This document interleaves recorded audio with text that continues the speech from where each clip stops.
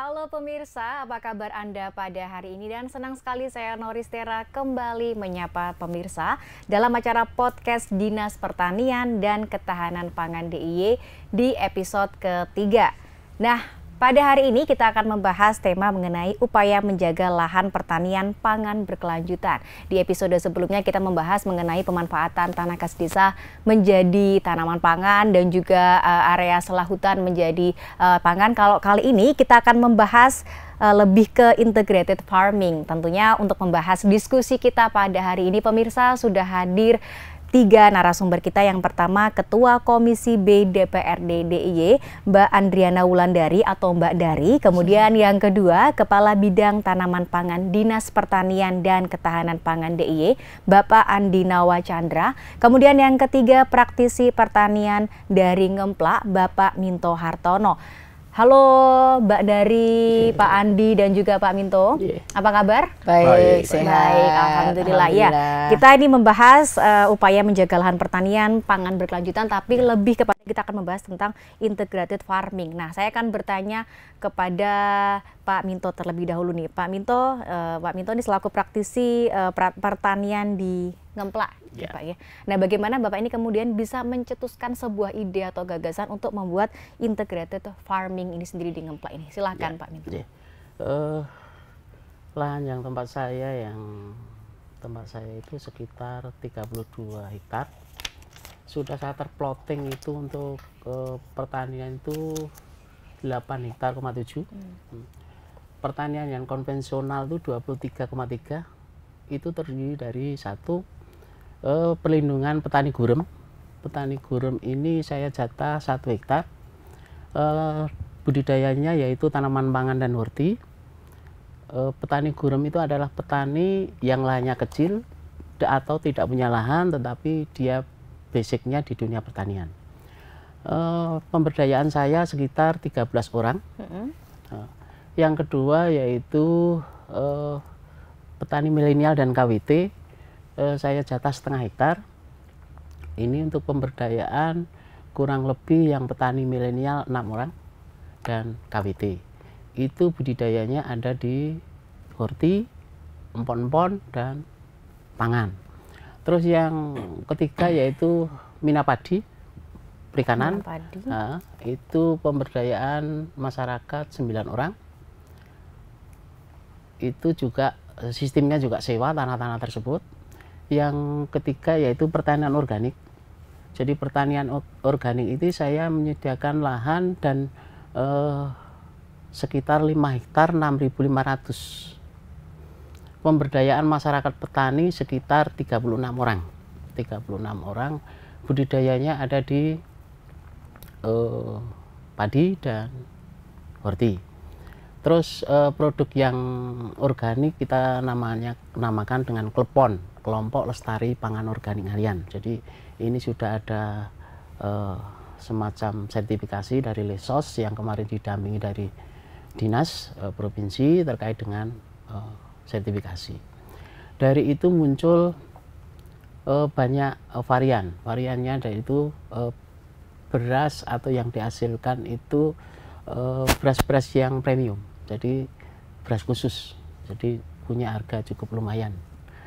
Kalau dibanderol di luar itu konvensional cuma sekitar 7473, itu bisa tembus di harga 8.000 per kilo. Jadi itu. Terus terkait dengan itu saya juga menopang terkait dengan UFO. Jadi UFO ini unit pengolahan pupuk organik. Saya sediakan lahan dan peternakan itu sekitar 4.500. Jadi ada peternakan dan pengolahan limbah. Kalau yang peternakan sistemnya usahanya yang tempat saya itu mengakses yaitu pengemukan, breeding, dan budaya kelangenan untuk gerobak, untuk bajak, dan yang keempatnya itu bengkel sapi. Jadi itu. Terus kue yang saya hasilkan tiap harinya kurang lebih bisa dihitung dengan analisa usaha sekitar 1 ekor itu rata-rata kalau sapi PO itu 10-13. Jadi kali 100 berarti sudah ketemu 1 ton 3 kintal. Nanti kalau kita fermentasi itu dikurangi 25-30%. Jadi itu Yang produk yang PON ini, pupuk organik ngalian ini sudah dengan aplikasi, jadi aplikasi penunjang pertanian organik. Saya contohkan. Kalau yang budidaya padi, kita gunakan aplikasi dengan Bacillus. Jadi untuk mengurangi hama, kresek, terus tekluk, segala itu. Yang kedua untuk horti kita gunakan aplikasi Trichoderma, jadi bakteri yang untuk menghambat fusarium atau layu. Dan yang terakhir yaitu dengan asam humat. Asam humat ini untuk mengakses alih dari pertanian konvensional kimia ke BTS. Jadi kita gunakan asam humat. Asam humat ini untuk meresidu atau menghilangkan residu kimia dalam tanah. Jadi aplikasi-aplikasi ini yang kadangkala petani organik belum banyak begitu perhatikan. Terus saya terkait dengan produksi, saya tiap seminggu sekali sampai 10 hari itu sekitar 3 ton 150 kilo. Cukup lumayan. Dan kemarin ini dalam bulan ini saya sudah mengeluarkan sekitar 11 ton dalam bulan ini. Orderan cukup untuk petani. Dan sisi lain dari aplikasi yang ada di penggunaan pupuk organik ini saya sudah pendampingan. Jadi saya jual produk, tidak terus jual produk lepas sampai sama ke peternak, peternak ataupun petani. Kalau sudah jual produk, saya pendampingannya satu, ukur pH tanah. Jadi pH tanah itu supayanya tinggi atau dia masuk untuk budidaya apa, itu gratis dari produk tempat saya. Jadi itu. Terus yang kedua adalah uji kandungan organik tanah. Itu juga gratis, yang saya lakukan sendiri. Yang ketiga itu bagan warna daun. Jadi untuk ngecek kandungan N-nya berapa itu dengan produksi PON, pupuk organik ngalian, itu yang sudah fanatik. Tetapi saya penjualan yang pupuk ini juga masih bergeser. Saya juga harus setor ke toko-toko pertanian dengan produksi kohi, walaupun materinya sama, kandungannya sama untuk jaringan pasar. Jadi kohi sapi. Jadi saya jual itu per saknya itu untuk petani-petani itu 17.000 plus ongkos. Tuh. Cukup lumayan. Dan ubinan yang kemarin untuk pertanian yang di MT2 itu ketemunya sekitar 8,2. Jadi untuk per hektarnya cukup lumayan Pak Andi sama Bu Dewan. Terus yang terkait dengan yang lain, produk-produk ini penjualannya juga sangat mudah. Dan kemarin saya bisa ngelepas 12 ton, nah seperti itu. Artinya kalau untuk pemasaran nggak ada masalah? Nggak masalah, ya, Pak, ya? Kalau yang produksi organik. Iya. Nah, tetapi ya alangkah baiknya kalau kita ngemas dengan pasaran lokal. Gitu. Terus yang selanjutnya terkait dengan itu yaitu KRPL. KRPL itu pemberdayaan masyarakat sekitar 110 rumah. Cukup lumayan. Dan yang terakhir saya ada kawasan Wana Dusun namanya. Nah, ini adalah penopang tempat pertanian organik saya untuk mempertahankan air dan menyimpan air. Nah, jadi Wana Dusun ini termasuk banyak tanaman figus. Jadi penghasil air dan penahan air. Apa tujuannya? Biar air tanah itu tidak cepat turun. Itu saya sediakan lahan sekitar 4 hektar 5. Jadi itu yang saya lakukan di tempat saya, dan alhamdulillah didampingi dinas provinsi ini sangat kontinu untuk diskusi terkait dengan lahan pertanian berkelanjutan. Jadi kalau tempat saya masih aman, belum beralih fungsi kan gitu. Oke. Saya gitu. Oke, baik, terima kasih Pak Minto. Nanti akan saya sambung lagi. Saya mau bertanya ke Pak Andi. Pak Andi, bagaimana nih kalau Pak Andi melihat ini Pak Minto sudah mengembangkan integrated farming ini di Ngemplak ini, bagaimana kalau Pak Andi lihat? Terima kasih Mbak Noris, izin Bu Andriana, Pak Minto. Jadi memang Dinas Pertanian dan Ketahanan Pangan ini kan memang sudah sejak lama ini kan mengenalkan program terkait dengan integrated farming. Kemudian sudah berbagai petani, kemudian kelompok tani juga sudah berusaha untuk melaksanakan terkait dengan kegiatan integrated farming. Jadi integrated farming adalah berbudidaya di suatu lahan itu dengan berbagai macam komoditas. Ada tanaman pangan, ada hortikultura, kemudian ada peternakan, bahkan perikanan. Di situ tanaman-tanaman ini kemudian limbahnya itu juga bisa dimanfaatkan untuk pertanian juga. Misalnya kalau punya tanaman padi, limbahnya itu juga bisa digunakan dimanfaatkan untuk menjadi pupuk ataupun untuk pakan ternak. Kemudian juga dari ternaknya sendiri itu juga limbahnya juga bisa dimanfaatkan untuk pembuatan pupuk organik, kemudian juga nantinya juga dimanfaatkan untuk pertanian.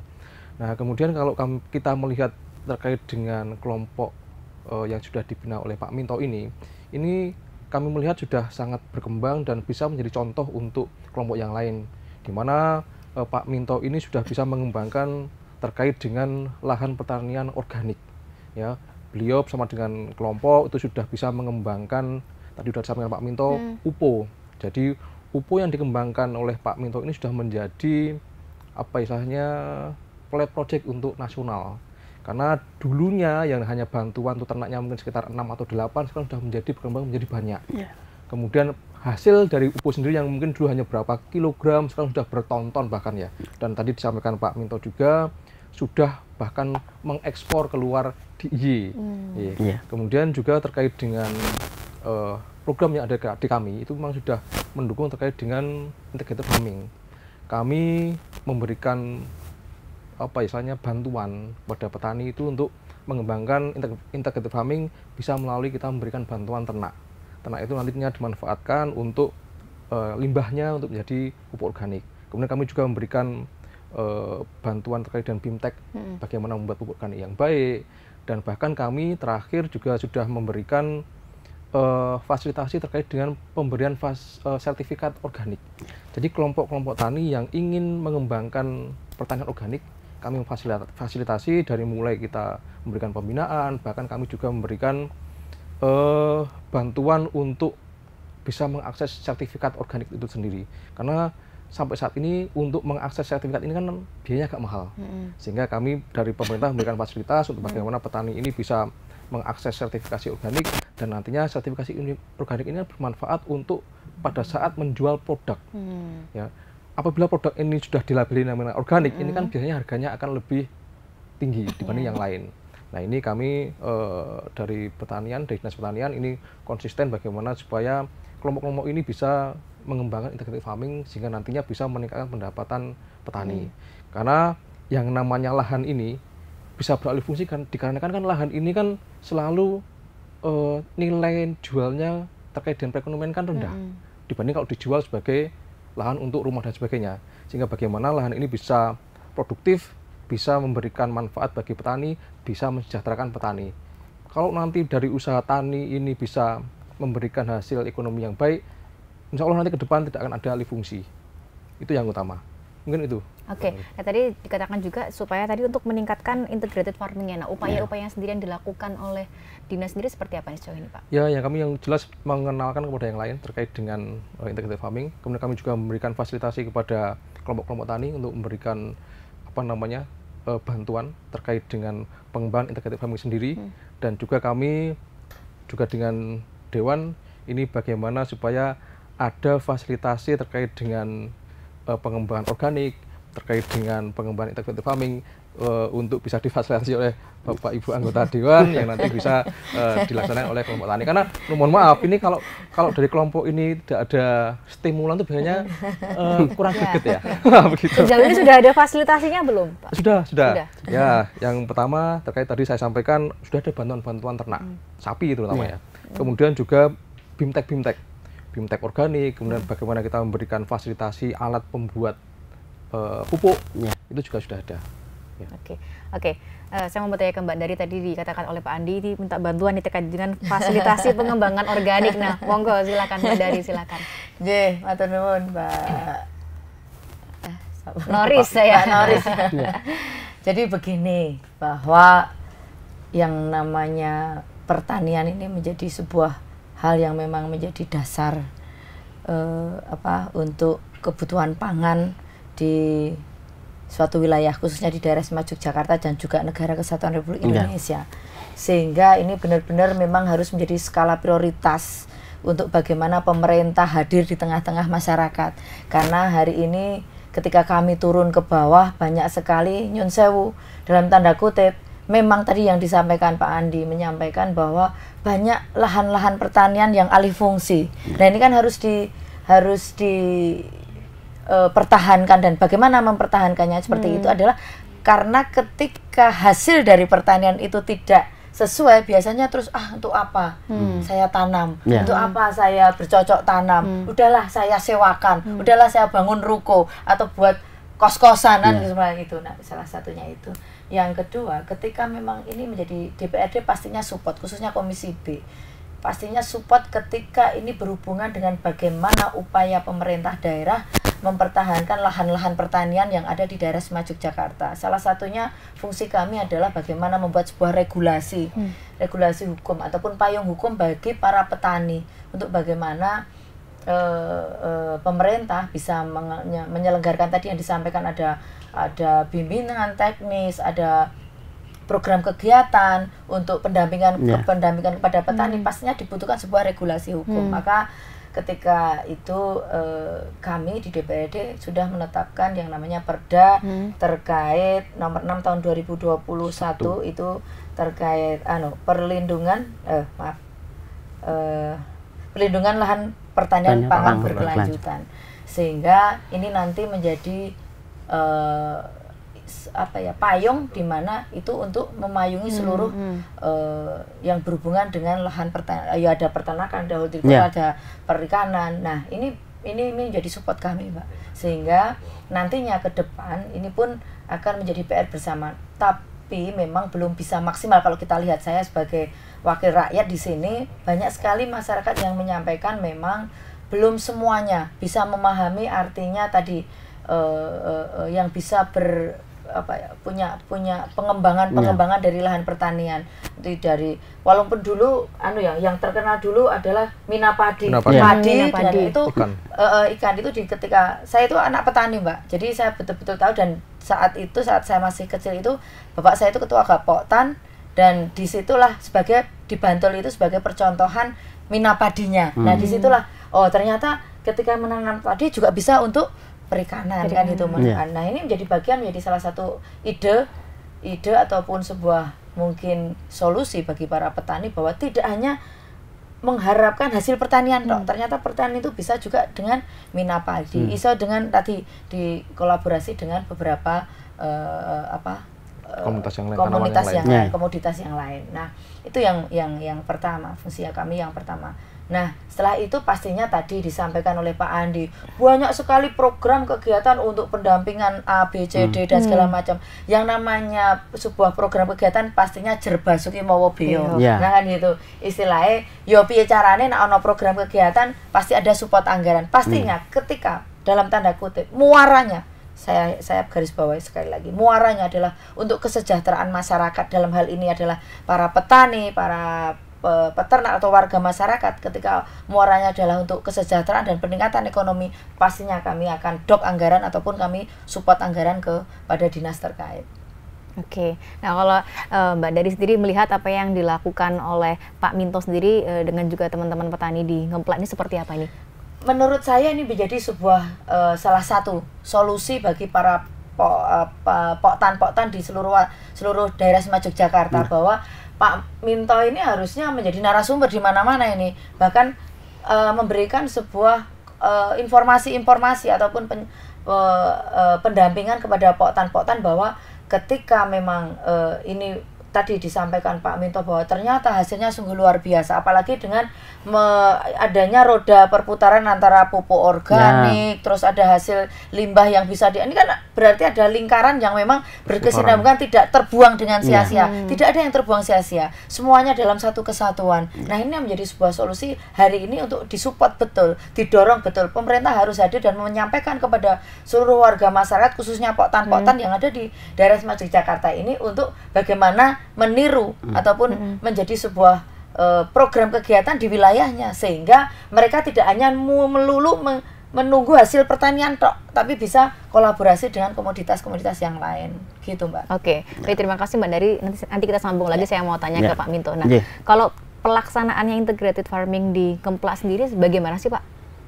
Ya sementara seperti itu, tetapi ini ada tambah pemasukan terkait dengan budidaya pertanian organik. Ini muncul lagi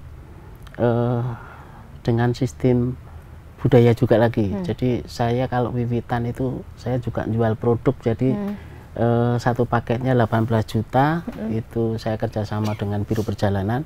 Jadi kalau waktu panen itu juga pertanian organik itu kelihatannya punya nilai rupiah juga tinggi. Jadi satu event itu 18 juta. Itu saya angkat di YouTube ada, di Biro Perjalanan juga ada. Jadi sisi lain kita tetap mengembangkan pertanian organik yang tadi, peternakan yang tadi, terus budaya segala itu kita.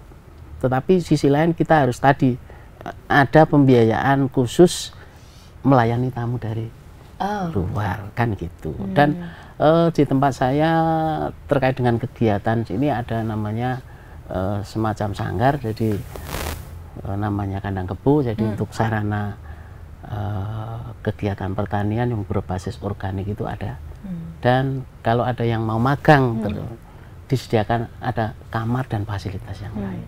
Rata-rata itu tamu yang dari luar.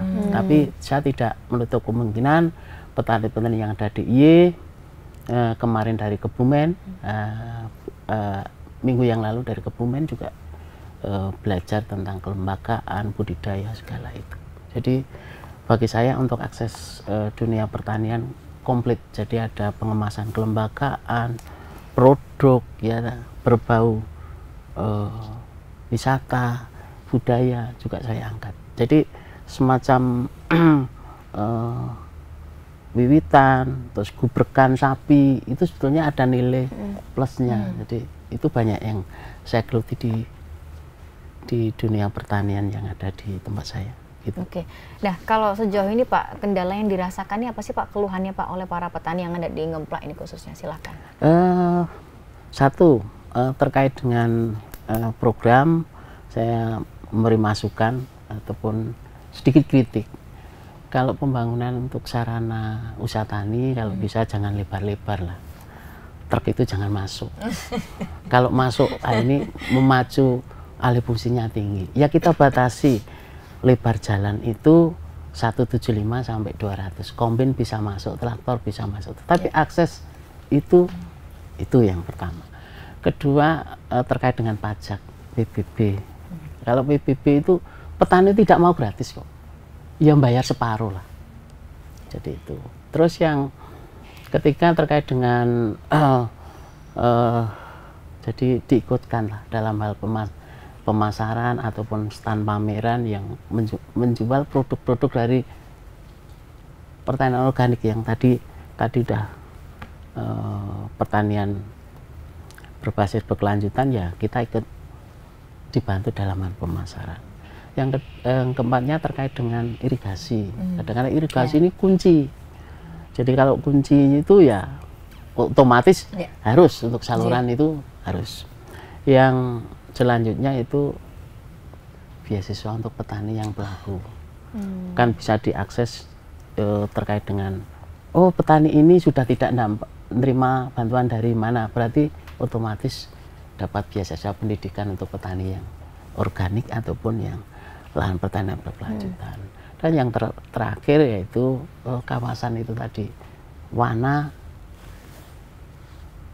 kehutanan terkait dengan wana dusun itu perlu penanaman. Untuk kawasan organik itu harus ada penanaman sumber mata air. Jadi itu ya monggo nanti program-program itu tiap kawasan berapa ada ekosistemnya yang bisa terjaga dari tikus, ular, terus mata air. Kalau tempat saya itu mengandalkan 24 titik sumur. Jadi pertanian organik itu 24 titik sumur. Bantuan dari dinas itu 9, yang lainnya swadaya. Kedalaman sekitar 20 meter. Jadi ini sementara bisa mengakses pertanian yang tak ada hujan. Kalau yang lain saya kira itu aja, cuma masukan terkait dengan ini dan pembinaan SDM. Jadi pembinaan SDM petani milenialnya sangat intens untuk regenerasi berikutnya. Jadi kalau saya sudah agak tua, mungkin generasi saya tidak ada yang Ya. meneruskan juga sayang. Saya memberikan cikal bakalnya ini tidak berkelanjutan kan gitu. Saya kira itu. Oke. Baik, terima kasih Pak Minto. Mungkin mau dijawab Pak Andi atau Bunda Dari terlebih dahulu. Silakan. Jadi begini, sepakat dengan Pak Minto. Jadi memang beberapa hal kemarin sebenarnya ada dulu program yang namanya Jalan Usaha Tani. Tapi ketika ternyata begitu kita gelontorkan, ternyata banyak sekali yang di pinggir-pinggir Jalan Usaha Tani menjadi perumahan, jadi alih fungsi. Makanya kita hentikan sementara waktu. Walaupun tetap ada program untuk apa? Fasilitas atau infrastruktur terkait jalan pertanian, tapi memang khususnya tadi sepakat dengan Pak Minto bahwa memang kemarin kita sampaikan kepada dinas bahwa tidak apa-apa, tapi lebar jalan tidak boleh lebar-lebar sehingga ibaratnya sebesar traktor lah, roda traktor lebarnya, karena yang paling utama di situ kalau misalnya traktor membawa apa jenenge nasi di keser. Nah, itu kan traktor sama keser itu hanya sebatas berapa, hanya itu saja karena untuk bagaimana mengambil ketika masa tanam, masa panen di tengah-tengah lahan itu untuk bagaimana transportasinya itu bisa lancar, memang dibutuhkan sebuah jalan infrastruktur yang memang mendukung untuk sarana prasarana tersebut. Yang kedua tadi sangat menarik yang disampaikan Pak Minto bahwa hari ini kita punya PR besar. Saya tuh orang desa. Sekarang golek uang tandur dan orang panen itu susah, dan anak-anak muda di kampung-kampung itu lebih suka kerja di pabrik daripada menjadi petani. Tapi karena apa? Karena memang secara mungkin pemahaman secara hasil itu kok tidak menarik ya, petani itu kok yang desa banget ya. Ketoknya bukan sesuatu hal yang milenial banget ya. Tapi ketika mereka ada suatu pendampingan, Pemda harus hadir, walaupun sekarang sudah bermunculan ya petani-petani milenial banyak juga sekarang, cuman kan belum maksimal. Jadi karena wong Jawa itu nak dikandani ibarat ya, kalau dikasih tahu nggak percaya, harus melihat real bahwa oh hasilnya ternyata bagus, oh ternyata asik juga. Nah ketika anak-anak muda ataupun kalau milenial ini melihat program kegiatan hasil pertanian ataupun dengan pengembangan tadi dengan berbagai macam, karena yang kelompok-kelompok ternak ini banyak sekali nih, banyak yang ini anak-anak muda ini banyak nih milenial untuk yang selama ini kami dampingi adalah untuk kelompok-kelompok ternak, perikanan, dan itu banyak. Nah ini kenapa tidak dikolaborasikan dengan pertanian? Nah ini kan bisa menjadi sebuah kegiatan yang memang nanti negara harus hadir di situ. Jadi pastinya tadi tinggal nanti Pak Andi ini membuat sebuah program kegiatan, pastinya kita sebagai DPR yang punya fungsi kebijakan anggaran, pastinya kita dok anggarannya kita pasti akan support ketika memang nantinya ke depan bahwa Nyun sewu tadi Pak Minto, nak saya sudah tua-tua kini justru sopo arep ngelanjut, sopo arep neruske banyak. Akhirnya Nyun sewu sekarang apalagi tadi misalnya saya punya anak 2, saya punya lahan cuma 100 lobang, bilang gitu. Ternyata anak 2 saya bagi 2, terus anak saya punya anak 5, kan semakin mengecil ini, kan akhirnya terpecah-pecah lagi. Lah ini menjadi sebuah harusnya pemikiran tadi sepakat kenapa ada regulasi untuk bagaimana mempertahankan lahan-lahan pertanian untuk yang berkelanjutan. Sepakat. Kemarin juga menjadi diskusi kami dengan poktan bahwa ada sesuatu hal yang mereka dapatkan. Loh, nak aku di sawahku dipakai oleh pemerintah daerah sebagai fokus ataupun lahan berkelanjutan yang tidak boleh alih fungsi, ya kami diberikan fasilitas. Salah satunya tadi, ya nak pajak ya ada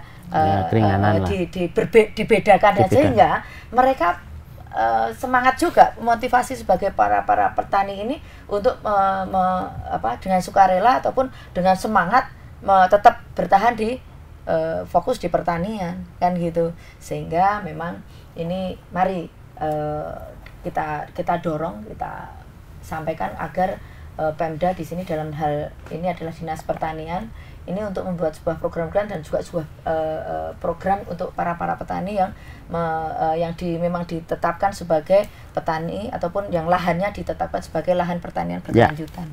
Mungkin itu Mbak. Oke. Baik, terima kasih Mbak Dari. Pak Andi mungkin mau menambahkan. Jadi kalau bicara terkait dengan Jalan Usaha Tani ini memang buah si malakama. Buah si malakama. Ya. Di satu sisi kami ingin memperbaiki Jalan Usaha Tani, membangun Jalan Usaha Tani dalam rangka untuk lahan itu bisa dibudidayakan. Karena dengan adanya Jalan Usaha Tani akan membantu petani untuk bagaimana alat mesin pertanian bisa masuk ke lahan. bagaimana petani bisa membawa saprodi ke lahan, bagaimana petani bisa membawa hasil taninya untuk dibawa ke pasar dan sebagainya. Tapi itu tadi disampaikan Bu Andriana bahwasanya jalan usaha tani ini kadang-kadang mohon maaf dimanfaatkan. Dalam arti begini, setelah kita bantu untuk diperbaiki jalan usaha taninya, mungkin hanya bertahan 2-3 tahun gitu. Setelah itu nanti yang semula hanya lebarnya 2 meter, 2,5 meter, tahu-tahu jadi nambah sendiri, jadi 3,5 meter dan sebagainya. Sehingga setelah itu dampaknya nanti ada satu rumah kecil yang di sana di ujung, tahu-tahu nanti jadi banyak rumah misalnya. Nah, ini yang jadi masalah juga buat kami. Tetapi yang jelas dalam 2-3 tahun ini memang sementara dari Pemda DIY bukan menghentikan ya, tapi mengurangi dulu untuk terkait dengan pembangunan atau rehab jalan usaha tani. Tapi kami lebih bagaimana supaya petani itu bisa mengakses umpamanya alat mesin pertanian. Ya jangan menggunakan yang besar-besar, gunakan yang kecil. Ya, umpamanya traktor yang kecil yang bisa dibawa ke tengah sawah tanpa harus menggunakan jalan usaha tani dan sebagainya.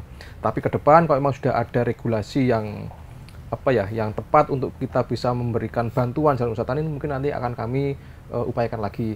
Yang jelas adalah mungkin kami perlu bantuan dari Bu Andriana, bahwasanya bagaimana supaya pada saat kita memberikan bantuan jalan usaha tani ini tidak beralih menjadi yang semua jalan usaha tani untuk transportasi saprodi maunya, jadi nanti untuk jalan umum dan sebagainya. Itu harus ada regulasi. Jadi tadi kami mencoba sementara tidak mengakses terkait dengan pembangunan jalan usaha tani. Tapi kami tetap berupaya bagaimana petani tetap bisa memanfaatkan lahan menggunakan alat mesin pertanian, bagaimana petani bisa mengakses saprodinya bisa sampai ke lahan, bisa membawa hasil taninya ke pasar dan sebagainya dengan memberikan bantuan-bantuan yang tidak terlalu besar.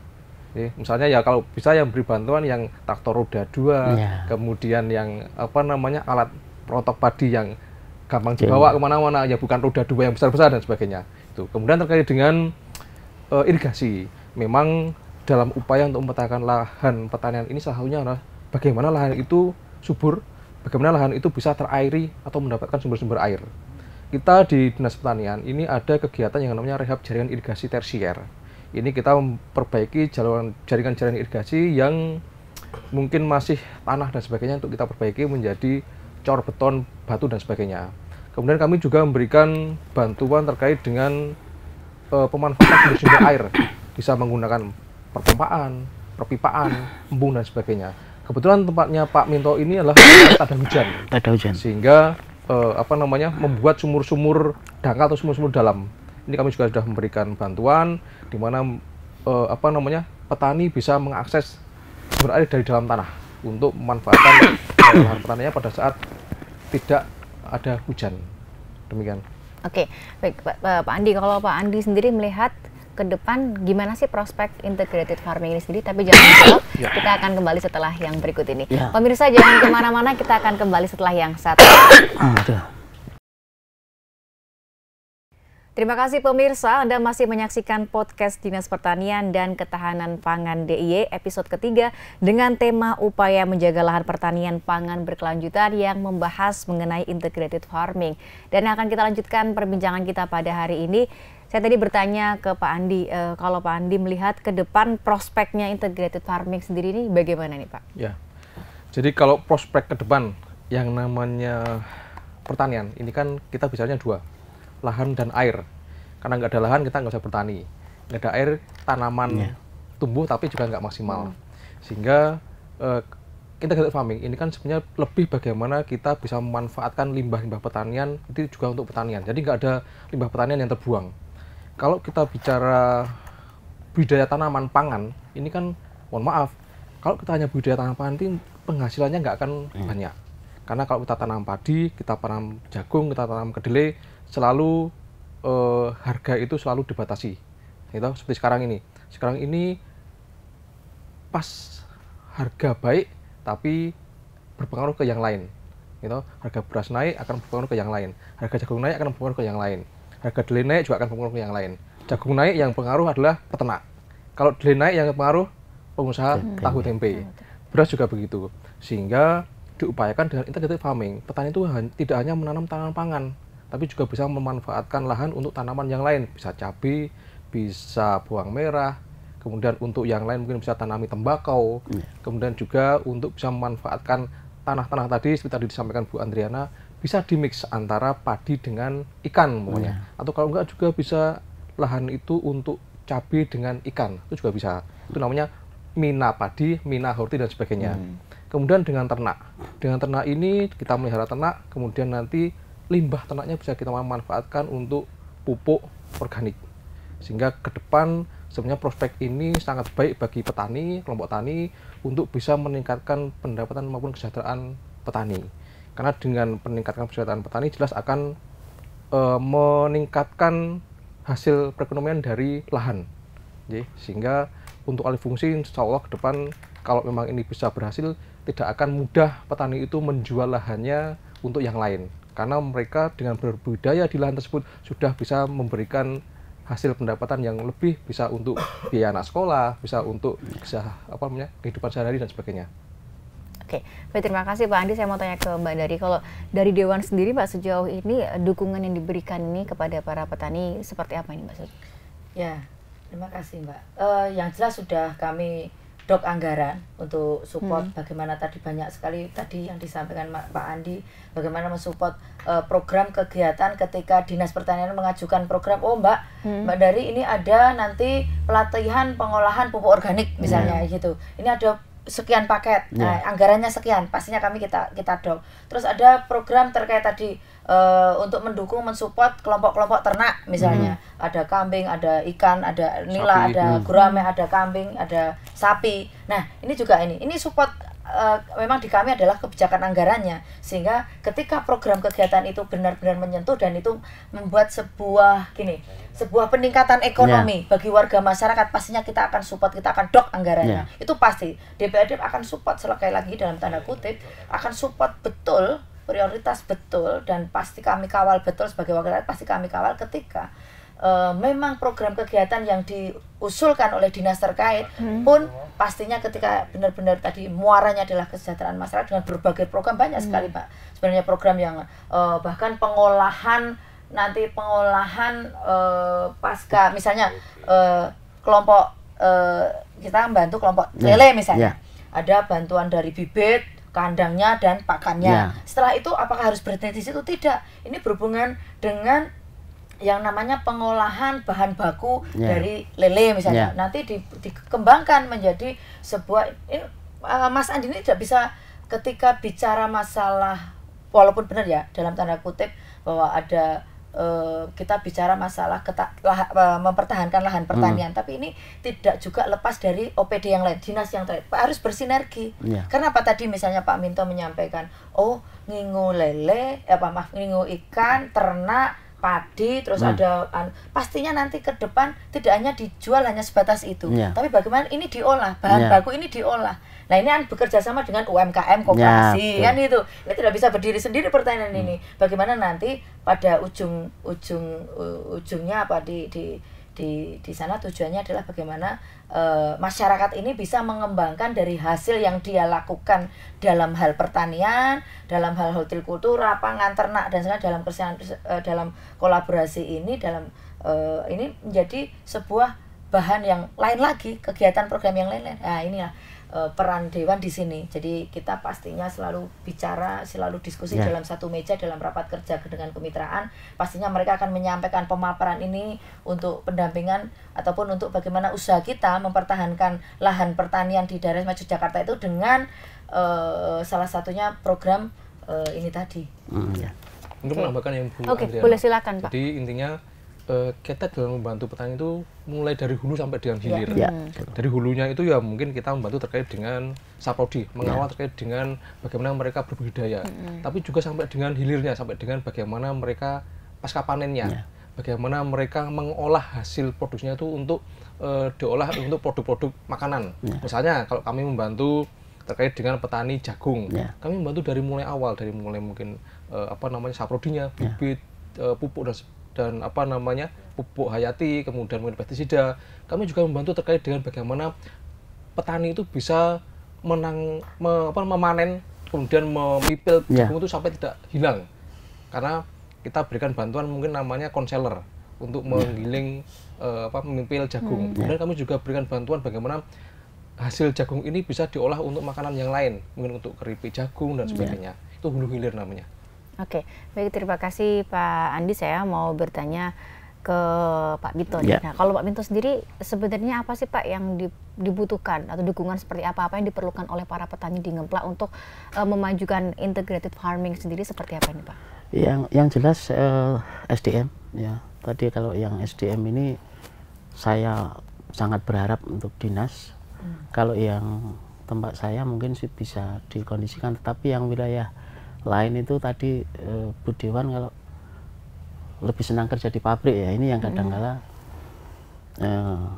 agak miris. Kalau saya dari awal itu memang saya komen di dunia pertanian, dan generasi saya dua-duanya itu di sektor pertanian semua. Ya entah itu di olahan susu atau segala itu. Kalau saya cenderung lebih tenang, lebih menjanjikan di dunia pertanian. Sampai sekarang saya terjun di dunia pertanian itu sekitar hampir 27 tahun. Jadi itu terus jangan gengsi lah. Saya jangan gengsi. Tempat saya itu sebagai sarana terkait dengan kegiatan itu, misalnya kalau jual pupuk saya dapat fee berapa, free wifi saya sediakan. Jadi ada sistem pembagian bonus di tempat saya itu sudah mulai tertata. Jadi dari kelembagaan yang nangani terkait dengan itu tadi Jamatur wisata wiwitan, nah seperti itu sudah punya jaringan. Jadi jangan gengsi lah jadi petani ya. Kalau secara global mungkin kasta paling bawah, tetapi secara ekonomi harus kita pertimbangkan. Gitu. Baik, terima kasih Pak Minto. Saya mau tanya ke Mbak Dari.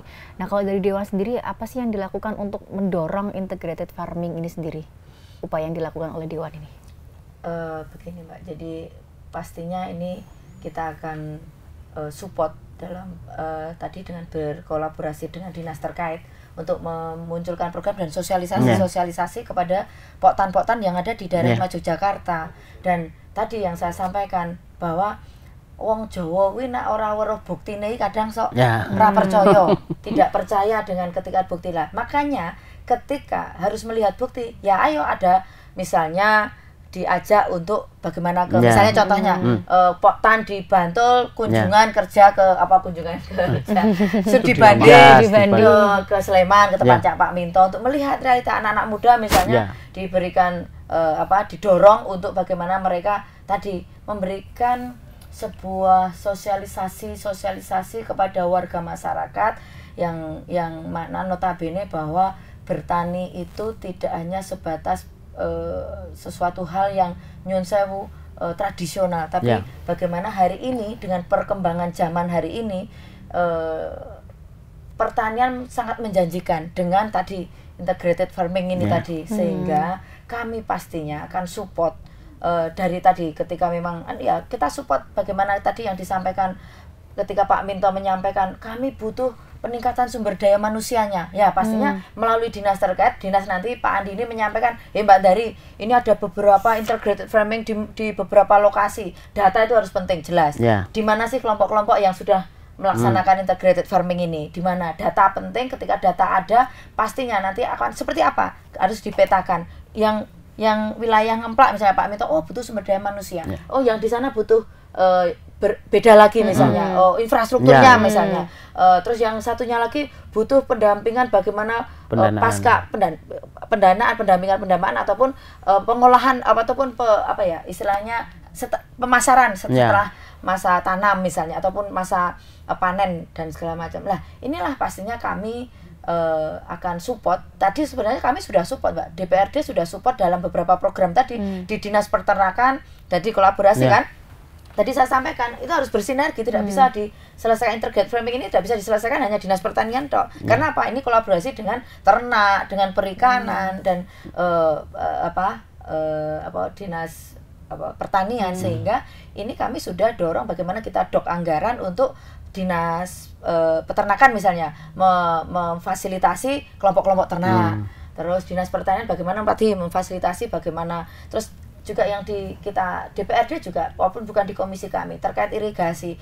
Kemarin akhir tahun 2022 sudah ditetapkan Perda irigasi ya, dan juga Pergub Kelembagaan Pengelolaan Irigasi, Kelembagaan Pengelola Irigasi, sehingga ini bagian dari tanggung jawab DPRD untuk bagaimana membuat sebuah payung hukum, sehingga tadi yang permasalahannya Pak Minto, bagaimana memperbaiki jaringan irigasi di seluruh daerah Semak Yogyakarta, kita sono payung hukumnya, sudah ada payung hukumnya, sehingga nanti ketika ada urusannya dengan tadi yang disampaikan Pak Andi, jaringan tersier yang rusak, dan bagaimana nanti muaranya adalah untuk bagaimana petani ini bisa mengakses air, karena tanpa air tidak mungkin yang namanya sebuah pertanian akan menjadi baik, menjadi subur, menjadi mendapatkan hasil yang luar biasa. Nah, ini bagian dari usaha kami, support kami kepada para masyarakat petani, masyarakat peternak, pokdakan atau masyarakat yang lain yang sekiranya memang dibutuhkan. Ketika memang sebenarnya Perda ini kan sudah perubahan beberapa kali. Karena apa? Melihat perkembangan zaman. Nah, sekiranya nanti ini kan baru saja didok dan ini sudah bisa sudah bisa diimplementasikan dengan hari ini perkembangan. Nanti suatu saat, ini juga kami baru nantinya, ini tadi baru saja pembahasan menjadi informasi juga bahwa kita sedang mau menginisiasi terkait bagaimana perda kepemudaan. Bagaimana pemuda hari ini, anak-anak muda hari ini disiapkan betul skill sumber daya manusianya, tidak hanya mindsetnya saya sekolah terus jadi pegawai, tidak. Tapi bagaimana kewirausahaan mereka dibangun, bagaimana tadi agar bahwa jiwa karakter anak-anak muda hari ini tidak hanya sebatas menjaga kayak jadi pegawai, tapi bagaimana berwirausaha, bagaimana mereka berusaha untuk berwira swasta dengan menghasilkan, dengan berdiri sendiri di dengan sumber daya manusia mereka yang sesuai dengan kapasitas mereka, skill mereka masing-masing. Mohon doa restunya. Oke, amin gitu. Saya mau tanya ke Pak Andi, kalau yang dilakukan oleh Pak Minto dan kawan-kawan di Ngemplak ini apa Pak? Sudah menjadi pilot project kah atau bagaimana Pak? Ya, jadi di tempat Pak Minto ini sudah kita gaungkan ke yang lain. Bahwasanya Pak Minto ini sudah berhasil mengembangkan terkait dengan integrated farming, terkait dengan lahan pertanian yang organik, dan bahkan sudah punya sertifikasi organik. Dan ini harapannya kami ke kelompok yang lain itu bisa meniru apa yang sudah dilakukan oleh Pak Minto. Karena saat ini seperti kita tahu bahwasanya yang namanya perang Ukraina belum selesai dengan Rusia. Perang Ukraina-Rusia ini berdampak terhadap harga pupuk, ya kan? Karena bahan pupuk NPK itu dari luar negeri, dari Ukraina dan Rusia. Sehingga dengan pemanfaatan limbah-limbah pertanian dari integrated farming tadi, itu bisa dimanfaatkan untuk pertanian. Sehingga nantinya ke depan, kalaupun masih kebutuhan pupuk kimia terkait dengan NPK ini bahannya dari luar ini masih belum didapat, sehingga kan berdampak harga pupuk kimia tinggi. Sehingga dengan penggunaan pupuk organik harapannya nanti bisa mengurangi pupuk kimia yang digunakan, kemudian juga berdampak terhadap tanah yang semula itu nggak subur karena penggunaan pupuk kimia yang berlebihan, nanti bisa lebih subur lagi dengan penggunaan pupuk organik. Oke, terakhir pertanyaan sebelum saya tutup nih, saya mau bertanya ke Pak Minto. Pak Minto, harapan ke depannya ini untuk para petani di Ngemplak terkait dengan integrated farming ini seperti apa? Silakan. Ya, harapan saya pertanian organik yang berbasis beberapa usaha ini sangat menjanjikan. Kalau saya tengok dari pemasukan neraca pembukaan saya di pertanian ini adalah tahun-tahun ini juga tahun lumayan bagi rezeki saya. Terus yang lain ini saya tetap memberikan motivasi ke petani-petani yang lain. Tempat saya itu banyak yang magang dari petani milenial di luar Sleman ataupun Kulon Progo, itu yang banyak ke tempat saya. Saya terkait dengan itu saya titip. Di pengelolaan pupuk itu juga tidak gampang. Kita harus punya standar. Jadi kalau tempat saya itu belajar jadi uji labnya. Jadi uji labnya secara akademis dan uji labnya untuk standar instrumen pertanian itu ada. Yang lain yaitu standar istilahnya sertifikasi secara internasional. Tempat saya sudah ada. Jadi kalau itu semuanya ada, penjualan lebih enak ke petani, nilai kepercayaan juga ada, nilai plusnya ada. Jadi sisi lain untuk petani yang di Sleman, saya berharap ini adalah kerja bareng, budidaya bareng dengan sistem pertanian yang modern. Dan sisi lain kita gunakan aplikasi-aplikasi tentang pertanian, tentang lumbung tani yang ada di aplikasi. Ini sangat perlu kita buka di YouTube atau di mana yang jelas supaya pertanian yang berkelanjutan ini di DIY khususnya itu aman. Saya gitu. Oke, baik, terima kasih Pak Minto. Selanjutnya Mbak Dari, monggo harapan kedepannya untuk para petani dan juga terkait dengan integrated farming ini seperti apa? Yang pastinya DPRD akan support program integrated farming ini ke seluruh masyarakat, kelompok-kelompok tani di daerah Semarang Yogyakarta, sehingga mari kami himbau kepada masyarakat untuk poktan-poktan untuk bagaimana mengembangkan sistem ini. Ini sebuah solusi bagaimana ke depan menjadi lebih baik dan lebih tidak hanya fokus terhadap hasil pertanian tapi bagaimana ini pengembangan dengan peternakan, hortikultura, dengan wisata, bahkan bisa dilakukan dengan banyak sekali. Hari ini lahan-lahan pertanian juga digunakan untuk destinasi wisata, sehingga ini menarik juga bagi kaum milenial. Ayo mari kaum milenial, bahwa tidak hanya terfokus bahwa hanya sebatas menanam cocok bertani secara tradisional, tapi bagaimana ini bisa dikembangkan dalam sebuah nilai ekonomi ataupun pertumbuhan ekonomi dalam sebuah ekosistem ataupun yang menjadi satu kesatuan agrowisata yang bisa dilakukan dan dikembangkan.